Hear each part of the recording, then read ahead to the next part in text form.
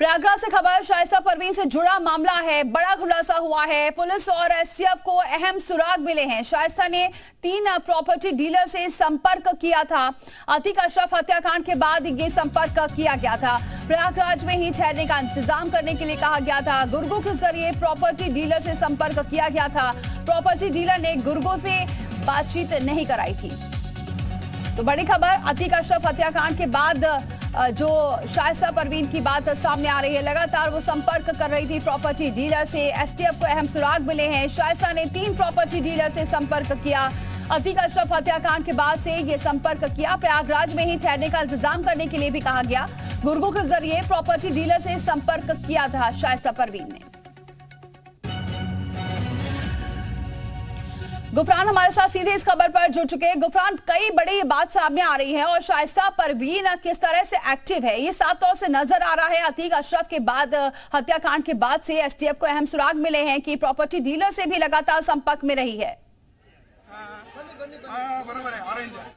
Mafia Atiq की जो पत्नी है शाइस्ता परवीन, उसकी तलाश एसटीएफ क्राइम ब्रांच लगातार कर रही है। तमाम संभावित ठिकाने जो हैं वहां पर छापेमारी की जो कार्रवाई है लगातार चल रही है। इसी दरमियान ये जो खुलासा है वो बेहद चौंकाने वाला है और ये खुलासा अपने आप में बताता है कि माफिया अतीक की जो पत्नी है वो लगातार एक्टिव है, लगातार जो है अपने गुर्गों के जरिए कहीं ना कहीं से जो उसके अवैध साम्राज्य है उसको बचाने की जो कवायद है वो उसमें जुटी है। 3 प्रॉपर्टी डीलर्स जो प्रयागराज के ही रहने वाले हैं, माफिया अतीक के बेहद करीबी रहे हैं, उनसे शाइस्ता परवीन ने संपर्क करने की जो कोशिश है वो की थी।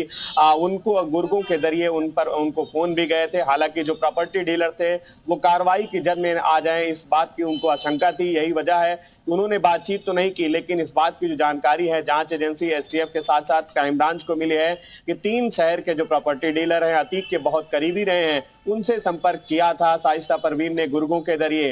हालांकि वो प्रॉपर्टी डीलर कौन है उनके नाम को लेकर के अभी खुलासा नहीं किया गया। इसको लेकर के विस्तृत जांच पड़ताल जो है वो जारी है।